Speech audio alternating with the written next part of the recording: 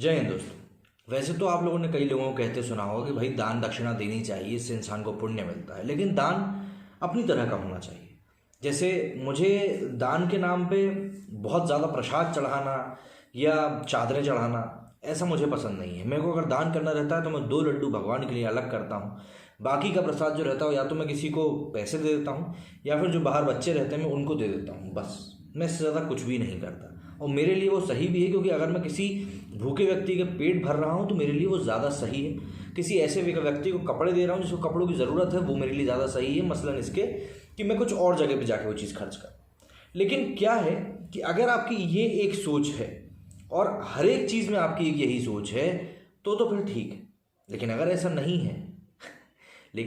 ऐसा नहीं है कि आप कहीं पे तो ये बोल रहे हो कि भैया आपको कुछ भी नहीं करना चाहिए और कहीं आप ये बोल रहे हो कि भैया आपको तो बहुत ज़्यादा कुछ करना चाहिए, तो फिर आपकी जो हिपोक्रेसी है वो निकल के सामने आ जाती है। जैसे राम मंदिर की हम बात कर लेते हैं।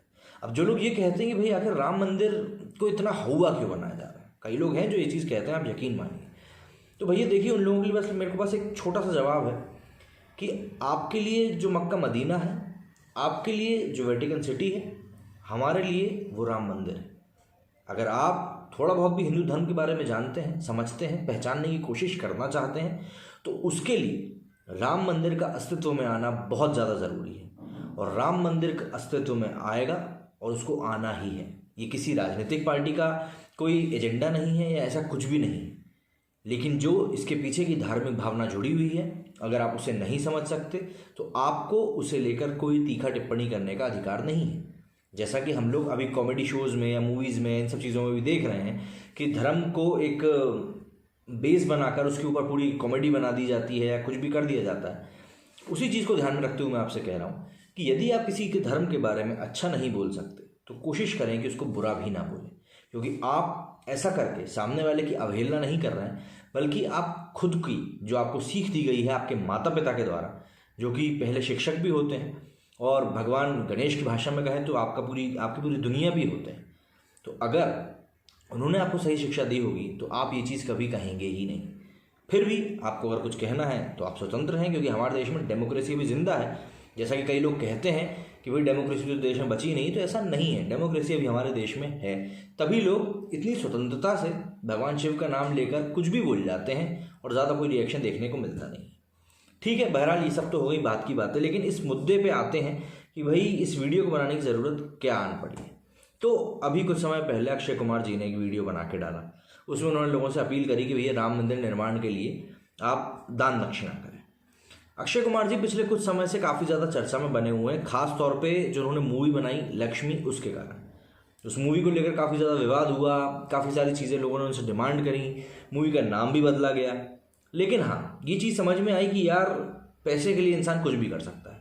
एग्जाम्पल के लिए आपको मैं दिखाता हूँ, जैसे कि ये जो भी आप अपनी स्क्रीन पे देख रहे हैं, ये तो इनका वीडियो है और ये एक करीब 10-11 साल पुराना वीडियो है। 10-11 साल तो नहीं, जब ओ माय गॉड मूवी आई थी उस टाइम के प्रमोशन के टाइम का ये वीडियो है, जो आप अपनी स्क्रीन पे सुन सकते हैं। Why are you wasting so much of oil and milk on God? Where is it written कि आपको एक एसेंस मिल गया होगा इस वीडियो से कि भैया अक्षय कुमार ने इस पूरे वीडियो में क्या कहा है।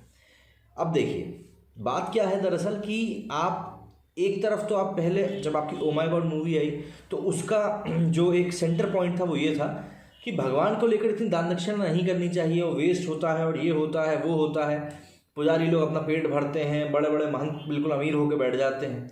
इसकी सेंटर लाइन ये थी, तो आपने इस तरह की तारीफ कर दी। अभी जब लक्ष्मी मूवी आई तो आपने किन्नरों को लेकर एक गाना बना दिया, उनको आगे बढ़ाने की आपने बात करी, सब चीज़ें करी, सिर्फ तब जब आपकी मूवी आ रही थी, इसके अलावा कुछ भी नहीं।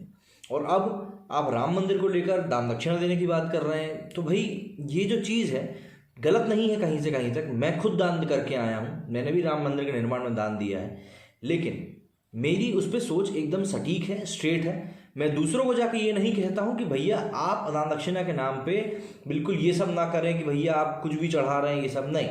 सबकी अपनी अपनी श्रद्धा होती है धर्म के प्रति, उसको अपने धर्म को किस तरीके से निभाना है ये उसकी श्रद्धा है। मैं कोई नहीं होता या मैं किसी धर्म का ठेकेदार नहीं हूँ कि मैं उसको सिखाऊँ, लेकिन हाँ, अगर कोई मेरी आस्था पे उंगली उठाता है या जिस जिस भगवान को मैं पूछता हूँ उस भगवान के ऊपर उंगली उठाता है तो भैया फिर मैं बिल्कुल बोलूँगा, सिर्फ बोलूँगा ही, क्योंकि ये डेमोक्रेसी है, पेरिस तो है नहीं कि कुछ भी कर सकूँ।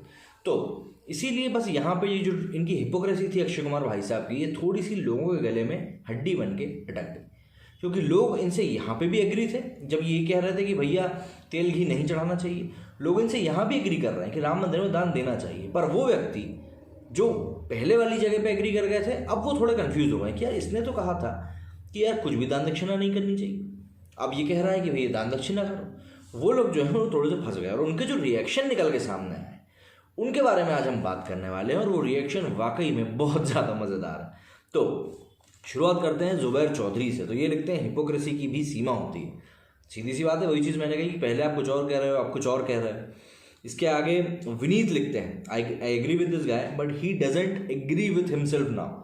मतलब कि मैं इस इंसान से एग्री तो करता हूँ पर पहले ये कुछ और बोल रहा था, अब ये कुछ और बोल रहा है, मतलब ये क्या खुद से ही एग्री नहीं कर रहा, तो मामला कुछ तो गड़बड़ है। शाकिब लिखते हैं such a versatile actor Akshay Kumar ji, you can act so well as per the timing season including political atmosphere, who else can better than you. मतलब इनकी एक्टिंग के ऊपर इन्होंने भैया देखिए बिल्कुल भी क्रिटिसाइज़ नहीं किया भाई साहब ने, शाकिब भाई जो उन्होंने बिल्कुल भी क्रिटिसाइज़ नहीं किया। उन्होंने सिंपल शब्दों में अक्षय कुमार की तारीफ़ करी है कि भाई आप एक्टिंग बहुत अच्छी करते हो, सीज़न देख के, पॉलिटिकल एटमॉस्फेयर देख के, सब चीज़ें देखकर आप उसी तरीके से एक्ट करते हो और बहुत अच्छे तरीके से करते हो। ये वैसे मखमल की चप्पल ज़्यादा था।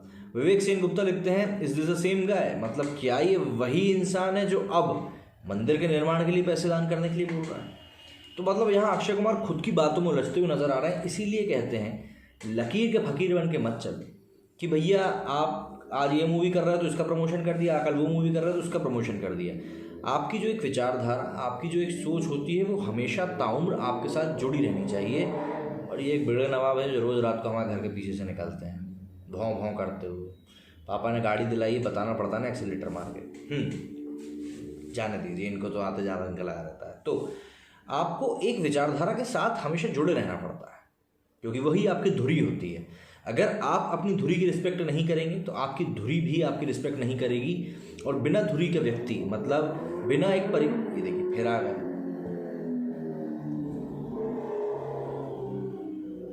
क्या मज़ा आ रहा है। ठीक है, इतनी रात को पता नहीं यही समय मिलता हो। तो बिना धुरी का व्यक्ति आज के समय में अगर हम कॉन्टेक्स्ट में बात करें तो इस तरीके से समझिए कि जो आजकल के छोटे छोटे परिवार होने लगे हैं जिसमें कि बड़े बुजुर्ग साथ में नहीं रहते हैं, ऐसे परिवारों में आपने देखा होगा कितने ज़्यादा लड़ाई झगड़े होते हैं। प्लस जो बच्चे होते हैं उनको बुजुर्गों का साया नहीं मिलता, बुजुर्गों से शिक्षा मिलनी होती वो नहीं मिल पाती।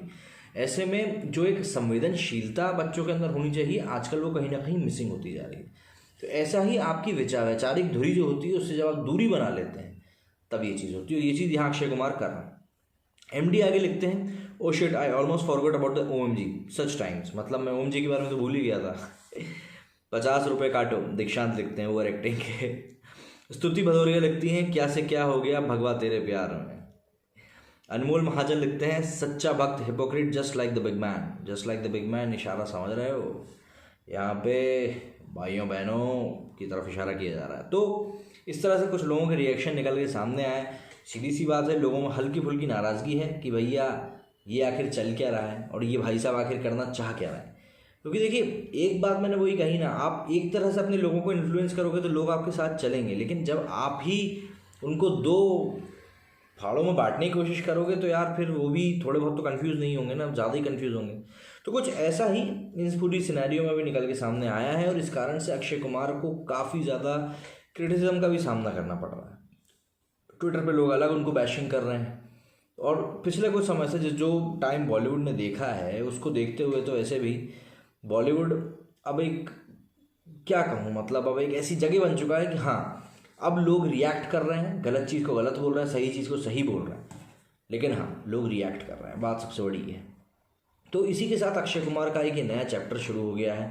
अब देखना होगा ये कितनी दूर तक जाता है, क्योंकि अक्षय कुमार को बार बार ये भी एक आरोप लगाया उन पे जाता है, खासतौर पर 2019 के चुनाव के बाद से, कि अक्षय कुमार जो हैं बहुत ज़्यादा प्रो बीजेपी हैं। पर मुझे ऐसा लगता है कि अक्षय कुमार बिल्कुल प्रो बीजेपी तो नहीं है। अक्षय कुमार एक बहुत अच्छे बिजनेसमैन हैं, उनको ये पता है कि किस तरीके से बिज़नेस कंडक्ट करना है, किस तरीके से पब्लिक रिलेशन मतलब PR को मेंटेन करके चलना है। ये सब चीज़ें उनकी बहुत ज़्यादा अच्छी हैं और सिर्फ उन्हीं चीज़ों को मेंटेन करते हुए वो ये चीज़ें करते हैं, मुझे ये लगता है। बाकी आप लोगों की जो भी कुछ विचार हो आप बिल्कुल मुझे कमेंट बॉक्स में मेंशन करके बताएं। और हाँ, यदि आप भी दिल से चाहते हैं कि भैया एक धुरी हिंदुज़म की भी बने तो राम मंदिर निर्माण के लिए बिल्कुल डोनेट ज़रूर करें। मेरे इस वीडियो में इतना ही। उम्मीद करता हूँ जो बात मैं आप तक समझाना चाहता था उसी तरीके से आप तक पहुँची होगी। जय हिंद, जय भारत।